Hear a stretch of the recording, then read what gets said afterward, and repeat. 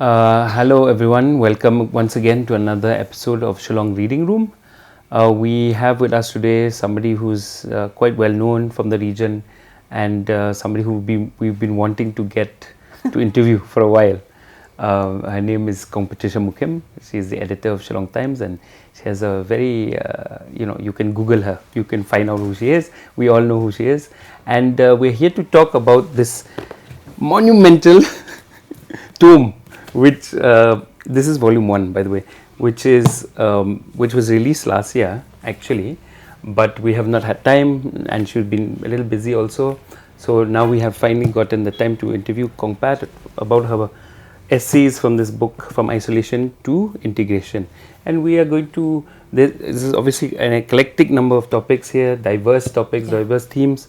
So we're going to talk a little bit more generically, try to pinpoint certain key issues that keep coming up over the decades, because this is from 1990. This is a long time, till 2023. So yes, we're going to talk about this book. Welcome, Kongpat. Thank you. Thank you for this opportunity. It's a great opportunity to promote this book. Yeah. We've had discussions around this book in Delhi and other places, but it's sad that in our home ground we are only talking about it today. Yeah. But better late than never. Yeah. So, first off,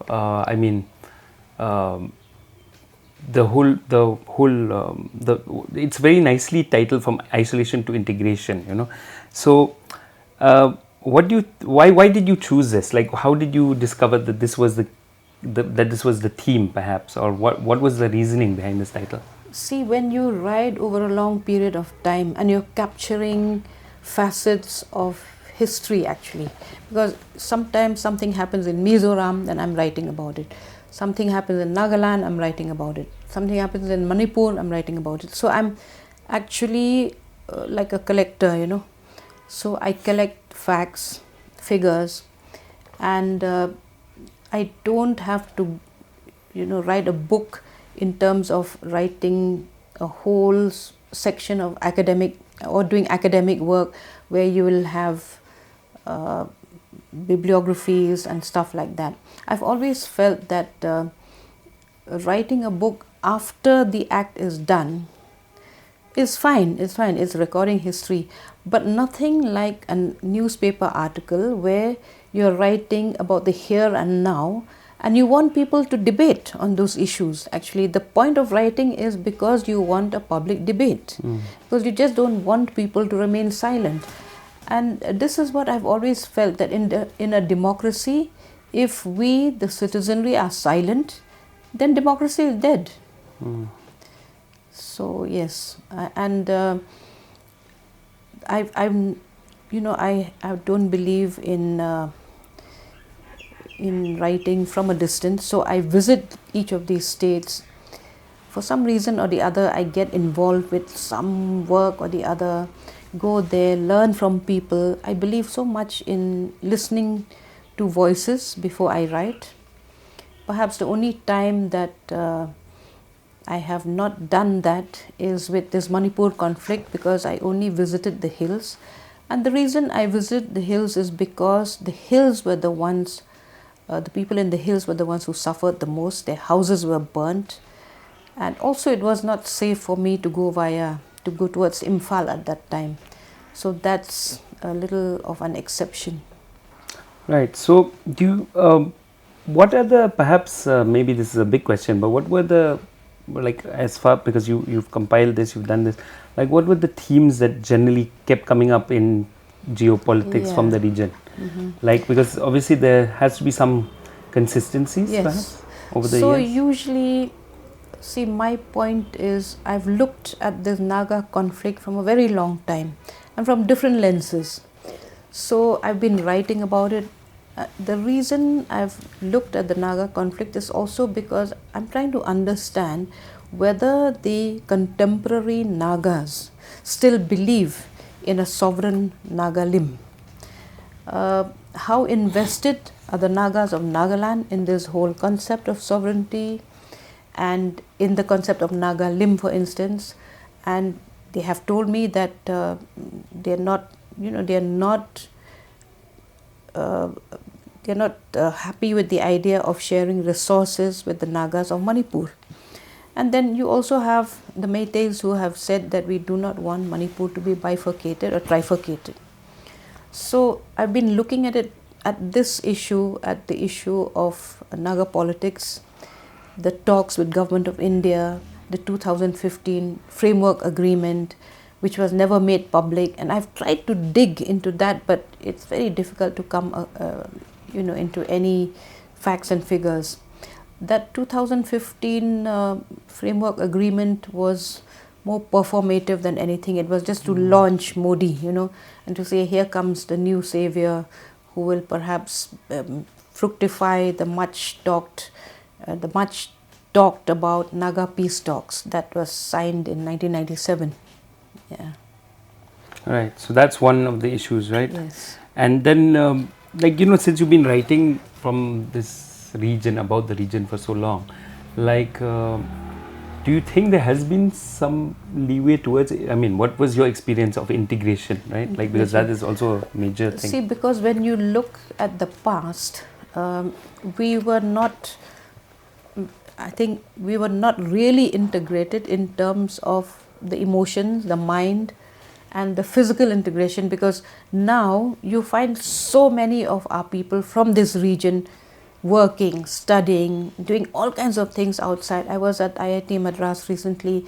I met with young people who graduated from IIT Madras and have found a job there. So that is some kind of emotional and intellectual integration.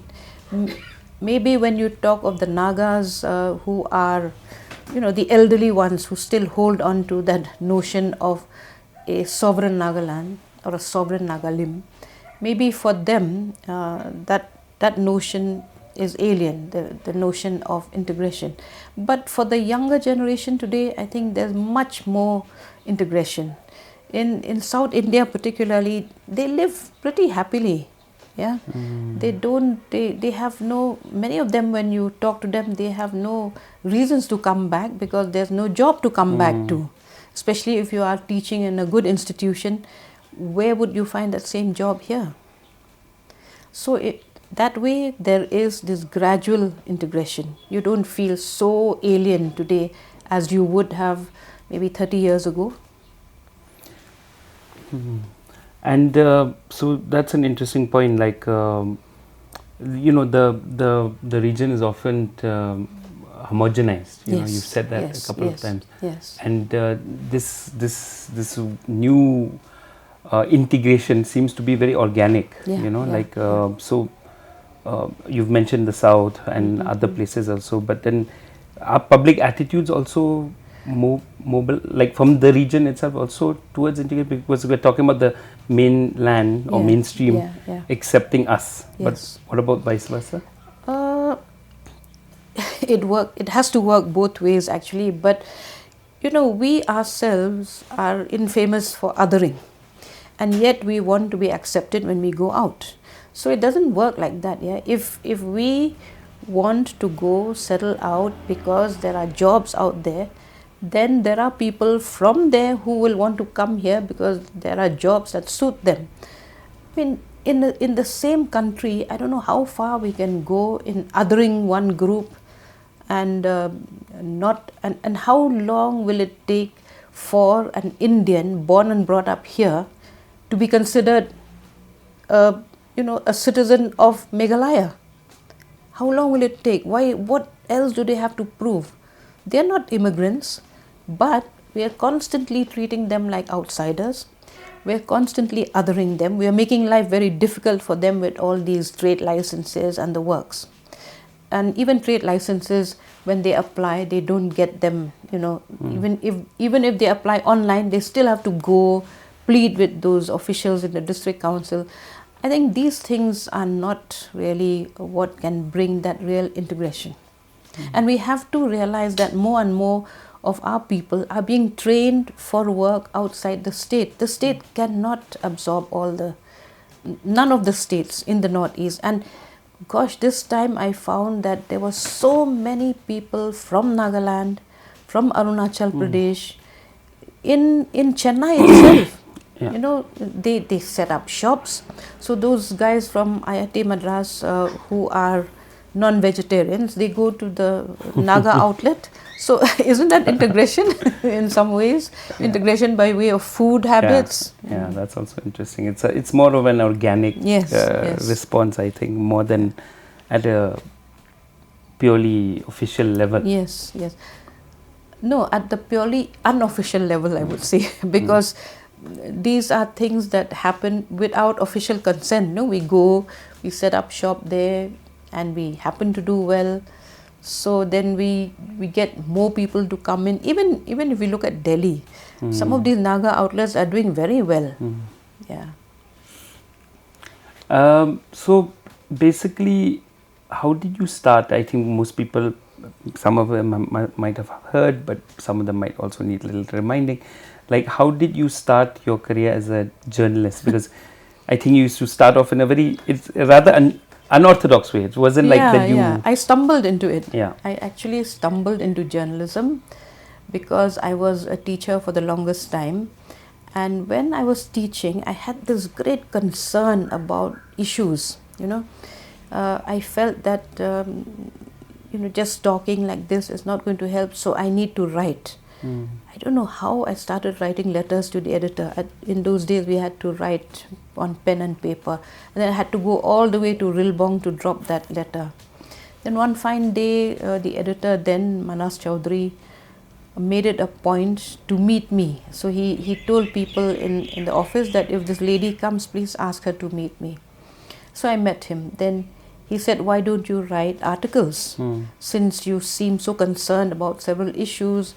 Those days, because I was teaching, so the concern was about the SSLC examinations and how some people were able to write in the vernacular, why we had to write in English, and there's no equity in kind of marking, no? So then when he asked me to write an article, I said, no, I think I'll have a mental block. I may not be able to conjure up enough facts and data and all that. He said, no, try and write and send it to me. I'll do the editing. So after much thought, I started writing. And he was kind enough to edit it and then to tell me, see, this is how you write. The intro has to be not more than 35 words, you know. It was a kind of teaching along the way. And then he also told me that I would have to read up a lot.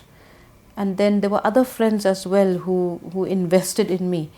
They presented me with a thesaurus. They said a dictionary is not enough. You need a thesaurus so you don't use the same word too often. So that's how, I really learned the hard way. I never went to any journalism class. I never went to any communications class. But I learned from friends and well-wishers and yeah. And of course, you don't write all at once and it comes properly done. No, I had to write the same thing at least about 5 times before I found it good enough to be submitted. Yeah, it was a long time before the computers came, no? Yeah. Do you think that back then, so for example, this question just popped into my head, it's quite interesting because sometimes topics keep emerging over and over again. Like, it might cool down for a year or 2 years, it keeps coming up.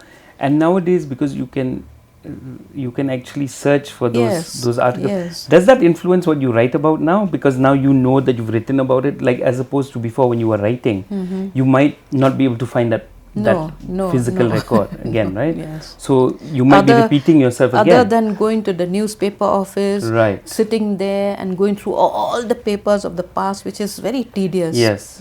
So do you think that has influenced what you write about now also, like in terms of trying to be relevant, trying to be fresh? Yeah. No, so see, some issues don't change. But the way issues have evolved have changed, For instance, I used to be always in a run-in with the Khasi Students' Union for some reason or the other. I never agreed with the path that they choose because they call themselves a student body. but they're very political. So my point is, if you if you are a student body, of course you can be political, but be political in terms of joining a political party. In fact, the other day when we had that discussion at St. Anthony's College, I told these young people, you are no longer the future, you are the present, you are the stakeholders of the present, and therefore you have to be in a political party to give it direction. Not you don't enter a political party only when you want to contest election. That's a very wrong thing. And then you also have to inculcate the culture of protest. I said, now what has happened is there are only a few pressure groups, you can name them, and there is no alternative to them. It's almost as if now somebody doesn't want the railway line. Why can't we have another group that says, yes, we want the railway lines for these reasons? Why is it we don't have that culture here? So I think, what you are basically aiming at is this, again, going back to what you were saying earlier, this culture of debate and discussion, right? How do you think that can be done though? Because it seems to be increasingly very difficult, especially with the advent of social media nowadays. It's more like yelling. Yes. There's no real... You yell and you curse people on social media. Just today, Pradeep Kurba, I think, was very hurt when some people wrote on social media that this film of his, Balai Bakran daga Pareng, during the press conference, and people will always find fault with what you do. That's fine. But I have been thinking about this, and I have been talking to a few elders as well. We have the Khasi National Darbar Hall. Okay. Now, what is that hall for, if not for public debates? No. I remember just once having a discussion there on this Thlen, Khasi Thlen. Witch hunting. Witch hunting, which of course never resulted in anything. We couldn't arrive at any one idea, one solution. It remained inconclusive. But I'm saying we have so many issues that the moment we meet in a group of 3 or 4, we are discussing issues. Why can't we discuss it in a way that we can give the government a way forward?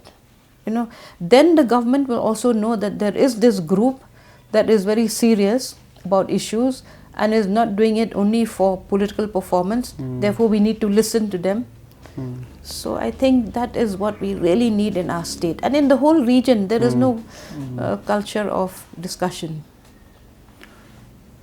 So on a slightly different tangent, like a lot of your essays here, like some of the themes have been, again, quite consistent: identity, ILP. They're all wrapped up somehow. Yes. Somehow I feel like, maybe I'm wrong, but identity politics is very prevalent in these collections of essays. Maybe because it forms the agenda of all the groups in this region.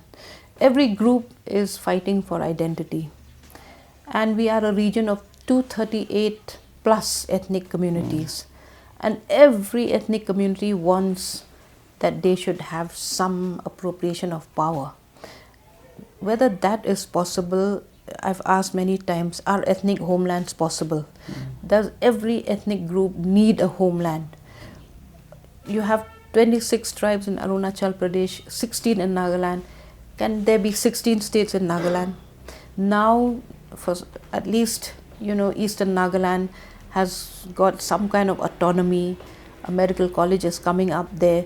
I think that is what we need to work at, to bring in more institutions in areas far from the state headquarters, because there's been too much concentration on state headquarters and we do not have anything beyond those headquarters. That's why we have so much of rural migration. Even here, if we don't stop this migration, if we don't create livelihoods beyond Shillong, beyond Tura, then we're in for great trouble in the years to come.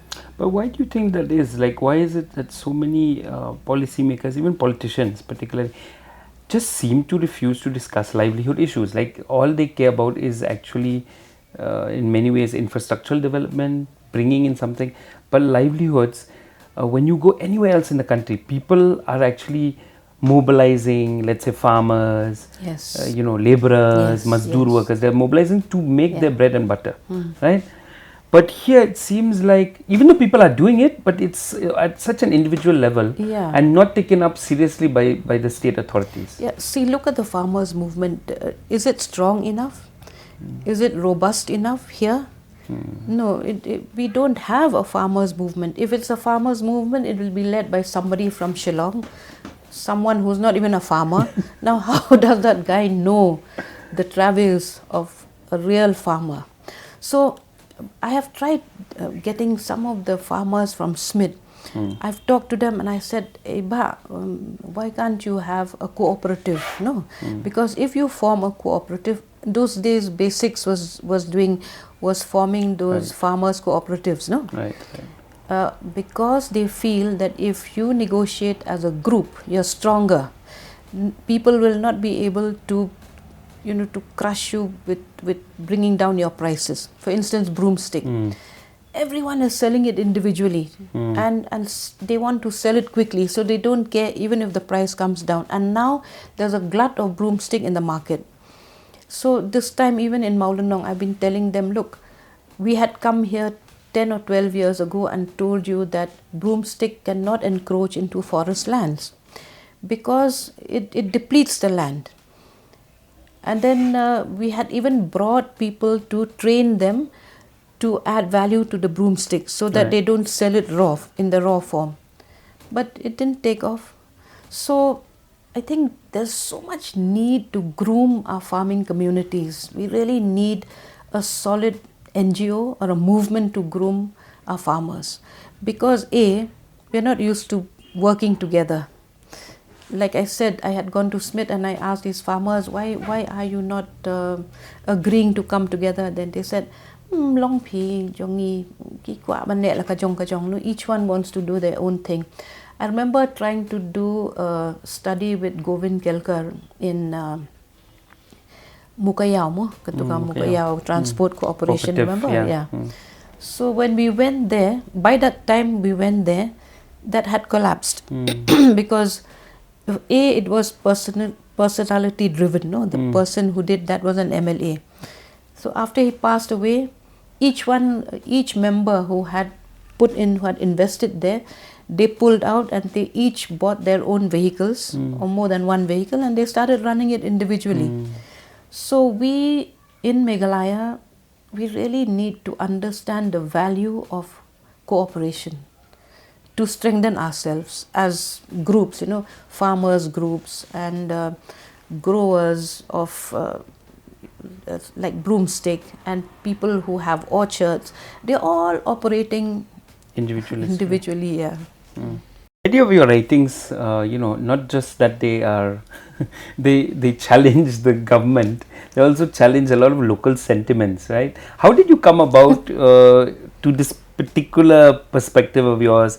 Was it something that you grew up with? Did you always think about issues of fairness and equality, so on and so forth? What exactly makes you this way? It comes when you start discussing with friends. Then we find out the loopholes in the arguments of people promoting a certain ideology, promoting a certain rule of life. So, and then you feel that as a writer, you have the right to criticize people as much as they have a right to criticize me. If you are a so-called pressure group, you have to be open to criticism, because you're not always right. But that is something people here are unwilling to accept. So I remember writing an article in 2018. I remember Khasi Students' Union would have that Khasi National Awakening Day. After that observance, there will always be violence. Some people will be beaten up, some shops will get stones thrown at them. So then I wrote one article saying, do we really need a Khasi National Awakening Day? I wrote an article on that. Then after a few days, I got those petrol bombs, thrown at you. So that was the personal cause for speaking out. Yes. I'm not blaming the Khasi Students' Union, but I'm just something happened. Yeah, it's coincidental, no? So yeah, I was just about to ask you, like, that was a rather famous moment and event. But what are the other personal costs that you have had to incur for speaking out? And what would you say to somebody who wants to do what you're doing, right? Because it is a personal sacrifice also in many ways. I think what I have is a lot of passion.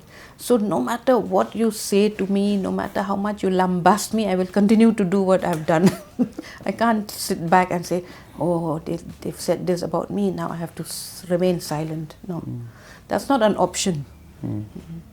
So you would encourage. I will continue. I'll continue to do. And I don't know, maybe somebody will kill me someday. If that's supposed to be my fate, so be it, yeah. But you can't sit, I mean, this being silent in the face of so many adversities is really not helping us at all. And it's not what democracy should be. I'm saying this repeatedly, especially for young people. If you want democracy, you've got to work for it, you've got to slog for it, you've got to pay the price, yeah. Yeah. Oh, yeah. So, you travel throughout the region quite a bit, right? And I've seen you personally traveling around the state as well. Like, do you enjoy putting yourself through all these long drives where you have to endure all sorts of hardships, sometimes bad roads and so on? How has that traveling and meeting people influenced your understanding of the region actually and the state? See, as a journalist, I feel that people should represent themselves, and it is my duty to lend that voice to them or to give them the platform to voice their concerns, which is why I like sitting with women in the villages, listening to them, especially women who head households single-handedly. You see that there is a need for the larger society to understand that. You see the need for other institutions also to come into the picture and play their parts. You see the need for churches, for instance. Why do you have churches that only talk about heaven? We don't know where heaven is, but will not discuss sex education when that is the need of the hour, because here we are talking about teenage pregnancy. This is a subject that has been dealt to death by me again and again. These young people need to know that having sex has a consequence for the woman, for the girl. It may not be for the boy. The boy can just, a young boy gets into a sexual affair with a young girl, she becomes pregnant, he can just walk away. And that is what is happening in our society. But we are not ready to deal with these very real issues, and we will bring in, theology and say that every child comes from God. I've asked some people, does God also send the rice and all the necessities, and does God also send them to school? Now, I've said that to some of these preachers and teachers. How did our society, particularly Meghalaya, become, in your opinion, like you mentioned a little bit, how did it become so conservative? Because on the one hand, it could have been very easy to work with people here because they have certain, safeguards and certain practices from ancient days, right? Like, for example, working together, cooperation, they needed each other. It's very clear in the folk tales, the stories of almost all the communities in the Northeast, that individualistic hedonism is not really something that they look forward to. So this how does that balance itself out? How is it that people have become so like individualistic and self-serving? No, we have become very divided now. We are a very divided society. We are divided by religion, basically. We can't see eye to eye. Two types of churches can't see eye to eye. And then we've also imbibed too much from the West. From the West, or I don't know from where, this noise. Earlier on, Christianity was never about noise. Now it's become very noisy. It's almost as if you're shutting your ears to real issues so that it doesn't bother you when you are inside those premises where you're shouting and praying. But when you reach home, things are the same, no? So does noise really help, or is it that we are using noise to not have to address real issues? And I find this divisiveness, this feeling that you're Nyamtan Rai, you are this, you are that, because of that we can't come into a single platform to discuss issues that really matter. Issues of livelihoods, issues of too many children, in this day and age. It's difficult to manage. I keep telling women who have 5-6 children at age 20, 25, I said, okay, so the church has told you, or the priests have told you, that every child comes from God. But do the priests come to tell you, or to lend a hand and help you educate these children? And if not, then what is their future? No. I'm very concerned about the future of all these dropouts, because we don't even have a system where we can bring them back, not into formal education, but into some kind of informal skill building thing. What do you hope emerges out of people reading these? My target audience for these books would be the rest of the country. Right. Because I remember a lady, when we had the discussion in Delhi, there was a lady who took these 2 volumes and was traveling all over Africa and all that. I said, they're quite heavy, they add to. No, she said, I'm so informed, I feel very educated now. So this will help people who, the ones who still are racist, who don't understand the Northeast, who call all of us Chinky or Momo or whatever. It will help them understand that we are part of this country. That's why I always call this region India's Northeast, because it's only when you're looking at this region from Delhi that it looks it's in the Northeast. For us, we are the center of our world, no? Right. So when people read this, I hope that they'll have a better understanding of the nuances, of the sensitivities in the region, of the cultural aspects, that no 2 tribes do the same thing. They have their own motives, their own designs.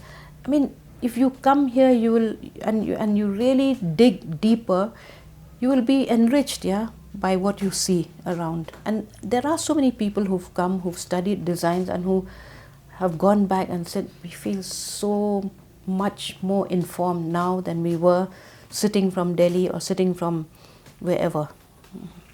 So one final question that I have is, what gives you hope actually? Like, now we've mentioned a lot of hopeless things, sad things, but there's never, an article never ends with a ray of hope, no? There's always some cynicism. It's dismal. You feel that the politicians are never going to get us out of this rut that has been created by them, actually, because they have had no vision for the people. I think the politics itself is very wrong. So, but one cannot lose hope. One has to go on giving hope to oneself. There's nobody that is going to come and tell you, look, we've come here, you have to remain hopeful and all. No, constantly, I tell myself constantly that I have to do what I have been doing until my last breath. Would you encourage other younger people also to get into what you're doing? Yeah, I'm telling them all the time. But the other day when at St. Anthony's College, I said, put up your hands, those who want to take up journalism. There were perhaps only 3 hands out of about 200 people in the room. So maybe at this juncture, journalism might not appear to be a very attractive profession. And there are reasons for that. You look at how the media has been co-opted by the ruling parties, the ruling government, and how easily we've given in. So I'm just waiting for when we will rise from the ashes and reclaim our spaces. And I'm sure that will happen sooner than later. Thank you so much for this wonderful opportunity that you've given us to talk about your book. I hope everyone goes out and gets a copy and reads and share it with your friends, discuss. As Patricia says, you should always be discussing things. I think that's very important, and we'll see you again next time. Thank you so much.